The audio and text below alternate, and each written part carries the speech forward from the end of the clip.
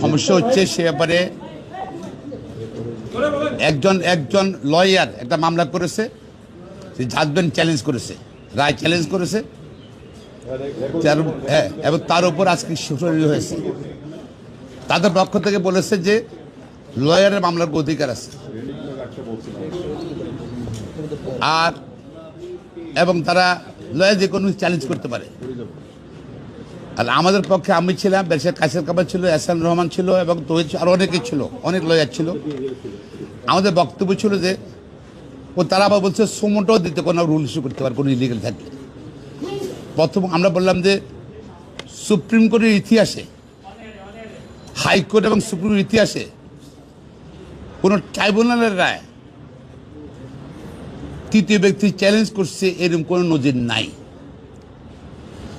তাদের এই মামলার মধ্যে তার নজির সৃষ্টি করতে চায়, এইটা খারাপ নজির হবে। কারণ তাহলে ইউনিয়ন কাউন্সিল ইলেকশন বলেন, পৌরসভা, সিটি কর্পোরেশন, এমপি, মেয়র, সব ইলেকশনগুলো, উপজেলার সব ইলেকশনগুলো তৃতীয় পক্ষ এসে বলবে যে আমার অধিকার আছে মামলা করার জন্য।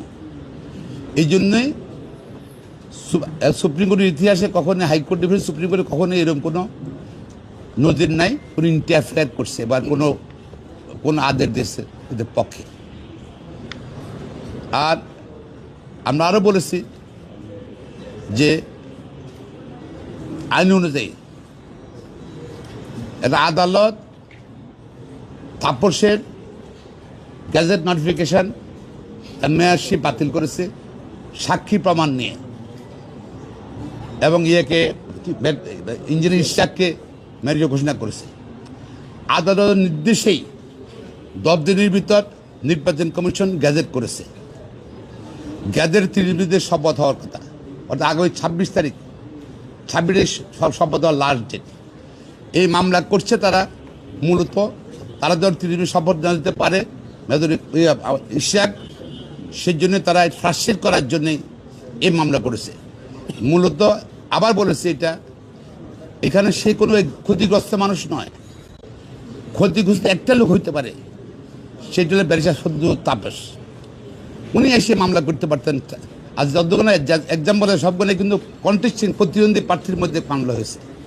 উনি প্রতিদ্বন্দ্বী প্রার্থী, উনি এসে করতে পারেন, উনি আসেন নাই, এরা ছদ্মবেশে তাপসের মামলাটা করছে।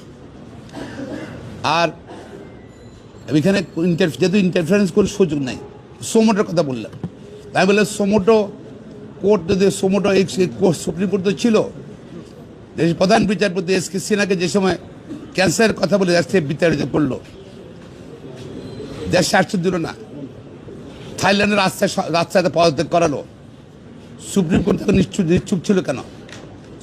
সোমোটো তো কোনো আদেশ দেননি আপনারা,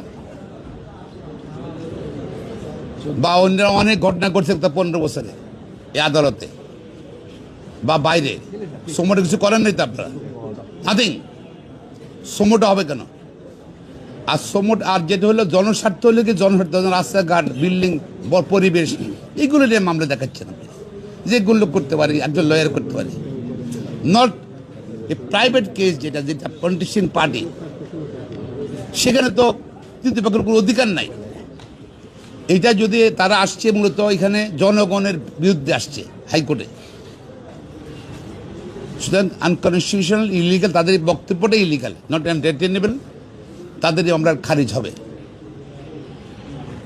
এবং আদালত আমাদের কথা শুনে, উভয়পক্ষ শুনে আগামীকাল আবার সকালে আদেশের জন্য রেখেছেন অর্ডারটা। ব্যারিস্টার কায়েসার কামাল উনি বক্তব্য, উনি কি বলেছেন উনি বলো বলো বলো বলো।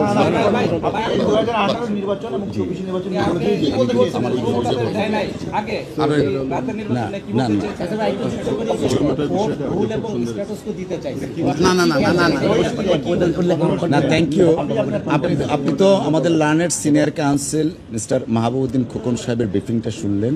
তো বিষয়টা হয়েছে কি, আইনগতভাবে যারা রিটকারী আছেন তারা কেউই ল অনুযায়ী ওনারা আসতে পারেন না। আমরা আশা করছি ল উইল প্রিভেল।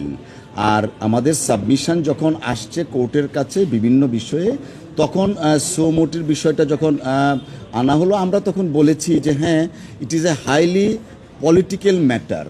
ইতিপূর্বে আমাদের এই বাংলাদেশে গত 15 বছর আমরা দেখেছি যে কোনো পলিটিক্যাল ম্যাটারকে মহামান্য হাইকোর্টে আনা হয়েছে এবং in the name of high court order political agenda বাস্তবায়ন করা হয়েছে।